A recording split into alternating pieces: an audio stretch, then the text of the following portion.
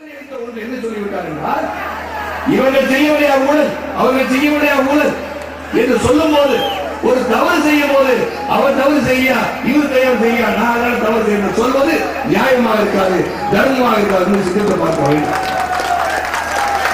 1,70,000 எண்ணி கூட பார்க்க முடியாது கோடி என்றார். உலகத்திலே வாஷிங்டன் போஸ்ட் அமெரிக்காவில் எழுதிவிட்டார்கள், உலகத்திலே நடந்திருக்கிற மிகப்பெரிய ஊழல் என்று எழுதியிருக்கிறார்கள். அதற்கு பதில் சொல்ல வேண்டும். யாருக்கு? மக்களுக்கு பதில் சொல்லியாக வேண்டும். அந்த பணம் எங்கு சென்றது? அதுவும் 1,76,000 கோடி, 1,76,000,000 அதுக்கு கோடி ஊழல். அது எங்கு செல்வது?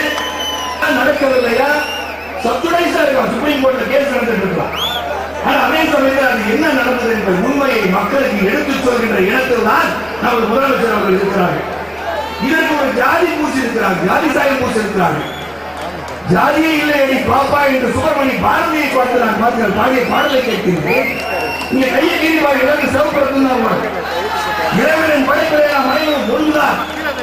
ஆக ஒரு பொருளாதார ரீதியிலே உலகம் இந்தியாவை நோக்கி கொண்டிருக்கும் போது, நாம் வளர்ச்சி அடைந்து கொண்டு முன்னேற்ற பாதையில் செல்லும் போது சாதி சாயம் பூசி இதை மழிப்பிவிடக் கூடாது என்பது என்னுடைய கருத்து. ஜாதி சாயம் பூசக்கூடாது என்பது என்னுடைய கருத்து. அதை சொல்லியதற்கு நான் வருந்துகிறேன். ஒரு முதலமைச்சர் அப்படி சொல்லியிருக்க கூடாது. நீங்க எல்லாரும் ஒண்ணுங்க, இறைவனின் படைப்புள்ள அனைவரும் ஒன்றுதான். அதனால தப்பு செஞ்சு யாராருமே என்ன சரத்குமார் தப்பு செஞ்சு உள்ள வைங்க, கூட்டிட்டு போங்க, பேசுவதா கூட்டு போங்க. ஊழல் என்பது தமிழகத்தில் இருக்கக்கூடாது, இந்தியாவில் இருக்கக்கூடாது. பொருளாதார ரீதியில் ஒபாமா வந்திருப்பாங்க, பிரசிடென்ட் ஒபாமா. இந்தியா முன்னேறிய நாடுன்னு சொல்லிட்டார். முன்னேறி கொண்டு இருக்கிறது சொல்லவில்லை, ஆல்ரெடி டெவலப்ட் என்று சொன்னார். காரணம், இந்தியாவை பார்த்து அனைவரும் பயப்படுகின்ற சூழ்நிலை உருவாக்கி வைத்திருக்கின்றோம். ஆக இது ஒரு இருக்கிறாரை மாறிவிடக் கூடாது. ஆகவே பொருளாதார அடிப்படையில் நாம் சிறப்பாக வழிநடத்தி செல்ல வேண்டும் என்றால் இது போன்ற ஊழல்கள் நடக்காமல் நாம் தடுக்கப்பட வேண்டும். அது எப்படி தடுப்பீங்க? அது ஊழல் எங்க கிட்ட இருக்க உடனே கூட்டத்துக்கு போறான்னு நினைக்காதீங்க. மக்கள் மாற்றத்தை விரும்ப வேண்டும். நல்லவர்களை மாற்றம் மிக்க திறமை மிக்கவர்கள் நீங்கள் தேர்ந்தெடுக்க வேண்டும். என்ன தேர்ந்தெடுக்க சொல்றாரா? சொல்லலாம், சொல்லுவேன். நல்லவர்கள் நினைக்கிறவங்க தேர்ந்தெடுக்க சொல்லுவேன். ஆக நல்லவர்கள் வர வேண்டும் என்றால் அவர்களை ஊக்குவிக்க வேண்டும், புதிய மாற்றத்தை உருவாக்க வேண்டும். இவர் என்ன செய்கிறார் சொல்றதை விட இவர் என்ன செய்யறாரு பார்க்கலாம். ஒரு வாய்ப்பு கொடுத்து பாருங்க, ஒரு வாய்ப்பு கொடுத்து கேட்டா தோல்விக்கார திருமணம் சொல்லுவாங்க. திருமணத்தில் நடந்த தேர்தலாக நினைக்கிறேன். 85% மக்களை சந்தித்த ஒரே கட்சி சமத்துவ மக்கள் கட்சி. 85% மக்களை சந்திச்சிருக்கோம், நேரடியாக சந்திச்சிருக்கோம். மக்களுக்காக சேவை செய்யணும், அவ்வளவுதான். மக்கள் நல்லா இருக்கணும், உருவாக வேண்டும், புதிய சக்திகள் உருவாக்க வேண்டும். தரப்புவார் என்ன சொல்ல வருகிறார்? ஓப்பனா சொல்லுங்க, புதிய கட்சிகளை நீங்கள் வரவேற்க வேண்டும். புதிய கட்சிகளை வரவேற்க வேண்டும் என்றால் இந்த பத்திரிகை சகோதரர்கள் இருக்கிறார்கள். நீங்கள் விஜயகாந்துடன் கூட்டணி வைப்பீர்கள் என்று கூட நீங்கள் கேட்கலாம். நீங்கள் கொங்குமரத்தின் அன்பு சகோதரர் பெஸ்ட் ராமசாமி இருக்கிறார். வைதேகி கல்யாண திரைப்படத்தை எடுக்கும் போது அவர் ஃபேக்டரியில நான் போய் படப்பிடிப்பு நடத்துறேன். அவரை கூட சேரலாம். ஒன்றுபட்டு நல்லவர்கள் ஒன்று சேர்ந்து ஒரு கட்சியை, ஒரு கூட்டணி அமைத்தால் நிச்சயமாக வெற்றி கிடைக்கும். அந்த வெற்றி உண்மையான வெற்றியாக இருக்கும். அது யார் முதல்வராக வேண்டும், யார் துணை முதல்வராக வேண்டும் என்று அடிதெல்லாம் வேண்டாம். நல்லவர்கள் வருவதற்கு நீங்கள் விக்கெட்டு விட்டீர்கள் என்றால் ஒன்றுபடுவது உறுதி. எடுத்து சொல்கின்ற இடத்தில் எடுத்து சொல்லுங்கள் என்று சொன்னால் ஒரு நல்ல கூட்டணி அமையும். அந்த கூட்டணியை வரவேற்க நீங்கள் தயாராக வேண்டும். புதியவர்கள் வர வேண்டும். அப்பதான் இவங்க என்ன பண்றாங்கன்னு தெரியும். படித்தவர்கள், பண்புள்ளவர்கள், சுயநலமற்றவர்கள் ஆட்சிக்கு வரும்போதுதான் நம் நாடு நல்லா இருக்கும். இன்று நடந்து கொண்டிருக்கிற அவலநிலையை சொல்கிறேன். இவ்வளவு நாள் ஏன் பேசாம இல்லை. ஒவ்வொரு இடமாக தொடர்ந்து தூத்துக்குடி நடந்தது, வள்ளுவர் ஒரு பொதுக்கூட்டம், இன்று கோவையில், தமிழகத்திலே இன்று கலை உலகம் பலரும் சொல்லிவிட்டார்கள். சொல்கிறேன், ஏதோ சரத்குமார் இருக்கிற தொழிலை பற்றி சொல்ல நினைச்சாதீங்க. இது பொதுவாக கலைவரத்தில் நடக்கின்றது என்று சொல்கிறேன். ஒரு விழாவிலே, நான் இருந்த விழாவிலே முதலமைச்சர் அவர்கள் சொல்கிறார்கள், ஒரு பத்திரிகை எழுதிவிட்டார்கள், குடும்பத்தில் இருக்கிற அனைவரும் இந்த சினிமா உலகத்தில் வந்து விட்டார்கள், ஆக சினிமா உலகத்தில் யாரும் திரைப்படம் எடுக்க முடியவில்லை, சினிமா உலகம் நசிந்து கொண்டிருக்கிறது சொல்லி எழுதியிருந்தார்.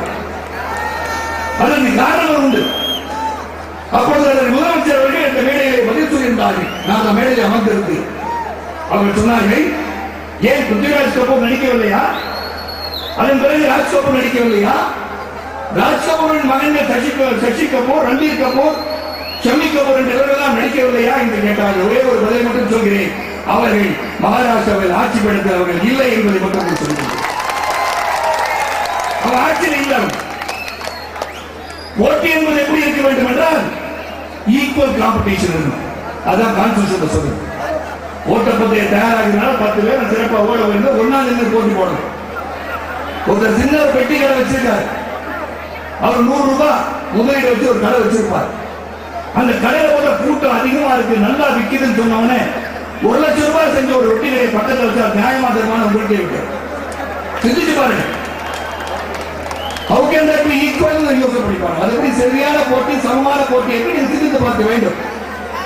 ஆக இன்று முதலமைச்சரின் பேரன் நடிக்கும் படமோ சரத்பாலே நடிக்கட்டும், பேரன் நடிக்கட்டும், அங்க முதலீட்டாளர்கள் யார் படத்தை வாங்குவாங்க அப்படின்னா அவங்க படத்தை தான் வாங்குவாங்க. அதற்கு பதில் வைத்திருப்பார்கள், தயாராக வைத்திருப்பார்கள். சரத்குமார் மார்க்கெட்டில் அதனால எடுக்க மாட்டாங்க, சொல்ல வாங்க எடுப்பாங்க. மார்க்கெட் இல்லாதனால தான் தமிழ் வந்து மலையாளத்தை ஹீரோவுக்கு எடுக்கிறாங்க, ஆந்திராவில் படம் எடுக்கிறாங்க, கர்நாடகா இனத்து படம் எடுக்கிறாங்க. ஆகவே சகோதரர்களே, நான் எதுக்கு சொன்னா ஒரு சோற்றுக்கு ஒரு பதம் என்பதை போல இது போன்ற பல தொழில்களிலும் பாதிப்பு ஏற்பட்டிருக்கிறது.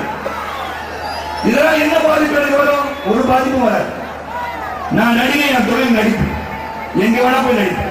ஹிந்தி பேசுவேன், தெலுங்கு பேசுவேன், கன்னடம் பேசுவேன், மலையாளம் பேசுவேன், தேவைப்பட்டா போர்ச்சுகீஸ் பேசுவேன், தேவைப்பட்டா பெங்காலி கற்றுக்குவேன், தேவைப்பட்டா பிரெஞ்சு பேசுவேன், தேவைப்பட்டா இட்டாலியன் பேசுவேன், தேவைப்பட்டா எந்த ஒரு மொழியும் கற்றுக்குவேன். நடிகருக்கு ஜாதி இல்லை, நடிகருக்கு எந்த ஒரு வரைமுறையும் கிடையாது, எங்க வேணா போய் நடிக்கலாம். ஆனா இது ஒன்றுதான் உதாரணம். இதே போல் பல தொழில்களும் பல வியாபாரிகளும் துன்பப்படுகின்ற சூழ்நிலை தமிழகத்தில் இருக்கிறது. ஆகவே நான் சொல்கிறேன், ஒரு மாற்றம் நமக்கு தேவை. கல்வி பொருளாதாரம் உயர வேண்டும் என்றால் கல்வி நிலை உயர வேண்டும். கல்வி சிறப்பாக இருக்கணும். நான் சொன்னேன், பல சில நல்ல திட்டங்கள் அறிவித்திருக்கிறார்கள், இல்லை என்று சொல்லவில்லை. இலவச டிவி கொடுப்பது நல்ல திட்டம் என்று சொன்னால் நல்ல திட்டம் இல்லைன்னு சொல்லுவேன். ஆனா வருத்தப்படாதீங்க, சரத்குமாரின் கட்சி ஆட்சி வந்தா டிவி பிடிக்கிறாங்க, குடும்பமான கட்சி 10 டிவி வாங்குகின்ற சக்தியை அவங்களுக்கு உருவாக்கி கொடுப்போம். 10 டிவி 100 டிவி வாங்குகிற சக்தியை உருவாக்கி கொடுக்கிற கட்சியா சமூகம் கொடுக்கிறது. கலைஞர் காப்பீட்டு திட்டம் உன்னதமான திட்டம் இல்லை என்று சொல்லவில்லை, அதை பாராட்டி இருக்கேன். எதை பாராட்டணும் அதை பாராட்டி அவங்க தப்பே கிடையாது. அந்த கலைஞர் காப்பீட்டு திட்டத்தை கூட நான் பார்த்தேன், ஒரு முரண்பாடு இருக்கிறது. என்ன முரண்பாடு? அறுவை சிகிச்சைக்காக பணம் கொடுத்து விடுகிறார்கள். ஆனால் 40,000 ரூபாய் மருந்து வாங்கினா வெளியே போய் வாங்கணும், 40,000 ரூபாய் பணம் இல்லாமல். ஆக அதையும் அவர்கள் உடனடியாக முழுமையாக இலவசமாக ஏழை எளிய மக்கள் மருத்துவத்துக்கு சென்றால் அந்த கலைஞர் காப்பீட்டு திட்டத்தில் 1 ரூபாய் செலவு செய்யாமல் அவர்கள் மருந்தாக இருக்கட்டும், மாத்திரையாக இருக்கட்டும், அறுவை சிகிச்சையாக இருக்கட்டும், அதையும் அந்த காப்பீட்டத்தை சேர்த்துக் கொண்டே இருந்தால் உங்களை நான் தலைவணங்குகிறேன் என்று சொல்றேன். அதே சமயத்தில் இன்று 108 ஆம்புலன்ஸ் ஏன் என்று தெரியவில்லை என்பது அன்பு சகோதரர்கள். காங்கிரஸ்காரர்கள் 108 ஆம்புலன்ஸ் அவர்களால் உருவாக்கப்பட்டது சொல்வதற்கு தயக்கப்படுகிறார் என்று தெரியவில்லை. சொல்ல மக்கள் போய் 108 ஆம்புலன்ஸ் யார் வந்து அறிவித்தார்கள் சொல்லுங்க. 108 ஆம்புலன்ஸ் வந்து திட்டம் மத்திய அரசு திட்டம், தமிழக அரசு திட்டம் அல்ல. இந்த மக்கள் வந்து சொல்லணும். சில திட்டங்கள் யார் செய்கிறாரோ அவர்களை பாராட்டுங்க. மாற்றத்தை உருவாக்க வேண்டும். தமிழகத்தில் ஒரு மாற்றம் வேணுங்க. இன்னைக்கு பிரம்மாண்டமான கூட்டத்தை பாருங்க. இது கூட்டப்பட்ட கூட்டமா, பணங்காசு கொடுத்த கூட்டமா கேட்டு இன்னைக்கு காலையில் பார்த்தேன், ஒரு பெரிய கூட்டம். கேட்டு யாரோ ஒரு அமைச்சர் வருகிறார், அந்த அமைச்சர் வந்து ஊட்டிக்கு செல்கிறார். ஆகவே கூட்டமா மக்கள் வந்திருக்காங்க. எதுக்கு செல்கிறார்? ஊட்டிக்கு நான் போறாரு. அவ்வளவு அவர் மேல குற்றம் சாட்டப்பட்டிருக்கிறது. அதனால் கூட கூட்டத்தோட போறாரு. குற்றம் சாட்டப்பட்டது. சிந்தித்து பார்க்க வேண்டும். ஒரு மாற்றத்தை நீங்க தருங்க. பணத்தை வாங்கி ஓட்டு போடுவது சிந்தித்து பார்க்கணும். பணம் காசு சம்பாதிக்கிற ஒரு வசதியும் வாய்ப்பையும் உங்களுக்கு தருகின்ற கட்சியாக தான் சமூக கட்சி இருக்கு. நான் இங்க ஒன்றை மட்டும் படித்து காண்க ஆசைப்படுகின்றேன். 1962ஆம் ஆண்டு. எதுக்காக சொல்றேன்னா, பணபலம். திருமணத்தில் தோற்றது காரணம் பணபலம். பணம் கொடுக்கப்பட்டது என்று அனைவரும் சொல்கிறார்கள், ஒப்புக்கொள்கிறார்கள். கொடுத்தவர்களுக்கு தெரியும், வாங்கியவர்களுக்கு தெரியும் பணம் கொடுத்தாங்களா இல்லையா. குற்றச்சாட்டு அவங்கள போய் கேட்டு தெரிஞ்சுக்கணும். அது ஒரு கமிஷன் வைங்க. இதை நான் படிக்கிற கேள்வி. 1962ஆம் ஆண்டு காஞ்சி தேர்தல் பிரச்சாரம் யார் பேசுகிறார் என்றால், நான் மதிக்கின்ற ஒரு தலைவராக இருந்த அறிஞர் அண்ணா அவர்கள் பேசுகிறார். பேசியிருக்கிறார்கள். என்ன பேசியிருக்கிறார்கள்? காங்கிரஸ்காரங்க 5 ரூபாய் கொடுக்குறாங்க, ஓட்டு போடுறதுக்காக 5 ரூபாய் கொடுக்குறாங்க அப்படின்னு சொல்றாங்க. ஓட்டு போடுறது 5 ரூபாய் கொடுக்குற பணத்தை வாங்கினீங்க, பணத்தை வாங்கிறாதீங்க. அந்த பணம் எப்படிப்பட்ட பணம் சொல்றாரு. அருமை சகோதரர்களே, இதை நான் ஒளிநாடாவில் The great speeches of அண்ணா இந்த ஒளிநாடாவில் எடுத்து பார்த்தேன். அதை போட்டு அப்படி கொடுக்கின்ற அந்த 5 ரூபாய் பணத்தை கொடுப்பதற்கு கை பூச வேண்டும். நான் சொல்ல அண்ணா சொல்றார், பணத்தை பார்ப்பதற்கு அப்படிப்பட்ட அந்த 5 ரூபாய் பணத்தை பார்ப்பதற்கு கண்கள் பூச வேண்டும்.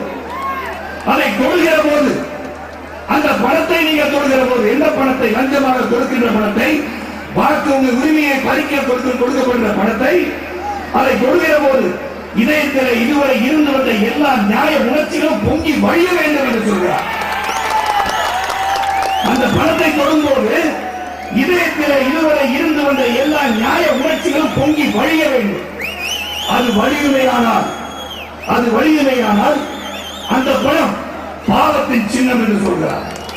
அந்த பணம் பாவத்தின் சின்னம். அந்த பணம் உங்கள் உரிமை சீட்டை கட்டி படிப்பதற்காக ஊர் சுத்தை அழித்து உரையரை போடுபவர்கள் நமக்கு கொடுக்கின்ற லஞ்சத்தொகை என்று நீங்கள் கருத வேண்டும் என்று அண்ணா 1962ஆம் ஆண்டு காஞ்சி பிரச்சாரத்தில் தேர்தல் பிரச்சாரத்தில் சொல்லியிருக்கிறார். அன்னைக்கு 5 ரூபாய் கொடுத்தாங்க. காங்கிரஸ் அவர்களை சுட்டி காட்டுகிறார்கள். இன்னைக்கு எவ்வளவு பணம் கொடுக்குறாங்க, எவ்வளவு பணம் வச்சிருக்காங்க, எங்கிருந்து இந்த பணங்கள் வந்தது, எப்படி வந்தது, கேள்வியை கேட்க வேண்டிய சூழ்நிலை இருக்கிறீர்கள் சகோதரர்களே. 1996ஆம் ஆண்டு ஊழல் என்று சொல்லி ஒரு கட்சியை அகற்றியவர்கள் நீங்கள். இங்கே ஒரு மாற்றம் வர வேண்டும். உறுதியாக சொல்கிறேன். ஒரு தனி மனிதனோ, ஒரு தனி இயக்கமோ, ஒரு தனி முதலாளியோ அதிக அதிகாரம் பெற்றவராக இருந்தால் அங்கு ஜனநாயகம் கிடைக்காது, சர்வாதிகாரம் உருவாகிவிடும் என்பதை மறந்துவிட்டிருக்கிறோம். சர்வாதிகாரத்தை நோக்கி தமிழகம் சென்றுவிடும். மீண்டும் ஒருவரை திராவிட முன்னேற்ற கழகம் ஆட்சிக்கு வந்தால் என்று நான் இதற்காக நாம் இந்த வாக்கை நாம் அளிக்கிறோம். அந்த சிந்திச்சு பார்க்கணும். யாரை சிந்திச்சு பார்க்கிறோம்? நமது சொந்தங்கள் பந்தங்கள் இவைகள் எல்லாம் நாளை உலகத்தில் நாம் என்ன விட்டு செல்ல போகிறோம், எதை விட்டு செல்ல போகிறோம், இவர்கள் காட்டிய வழி என்ன என்று அவர்கள் கேள்வியை கேட்கும் போது சிறந்த வழியிலே சமத்துவ மக்கள் கட்சி நம்மை வழிநடத்தி இருக்கிறார்கள் என்று சொல்ல வேண்டிய பெருமையை நாம் பெற்றுக்கொள்ள வேண்டும். அது கட்சியாக எடுத்து குட்டிச்சவராக்கி சித்தாபனமாக்கிட்டாங்க என்று சொல்வதை ஊக்குத்தார்கள். சமத்துவ மக்கள் கட்சி நல்ல மனிதர்களை உருவாக்கினார்கள். சமத்துவ மக்கள் கட்சி தமிழகத்தில் இருக்கும் ஒவ்வொருவரையும் நல்ல உணர்வோடு, உணர்ச்சியோடு, சிந்தனையோடு, செயல்பாடோடு நல்ல தலைவர்களை ஒவ்வொரு குடிமையும் நல்ல தலைவனாக உருவாக்கி தமிழகத்தில் இருக்கும் ஒவ்வொருவரும் நாளைய முதலமைச்சராக அமர்கின்ற தகுதியும் திறம்பட ஒரு ஆட்சி நடத்துகின்ற தகுதியும் வளர்த்து தந்தார்கள் என்ற எண்ணத்தை பதிவு செய்கின்ற கட்சியாகத்தான் சமத்துவ மக்கள் கட்சி உருவாக வேண்டும். இங்க இருக்கிற அந்த சகோதரர்கள் தெரியும், இயக்கத்தின் சகோதரர்கள் தெரியும், வந்திருக்க அனைவருக்கும் தெரியும். நியாயத்தை மட்டும் பேச தெரியும், நியாயத்தை குடும்ப பேச தெரியும். நல்ல திட்டம் சொன்ன கலைஞர் காப்பீட்டுகள் சிறப்பான திட்டம் சொல்லுங்கள். அதே சமயத்தில் கல்வி உயர வேண்டும். கல்வியை பத்தி சொல்லணும். இல்லை எதுக்கு சொல்லணும்னா கல்வி ரொம்ப ரொம்ப முக்கியம். கல்விக்கு கண் திறந்தவர் பெருந்தவர் காமராஜர் அவர்கள். பெருந்தவர் காமராஜர் அவர்கள் ஒரு ஜாதிக்கு உட்பட்ட தலைவர் அல்ல.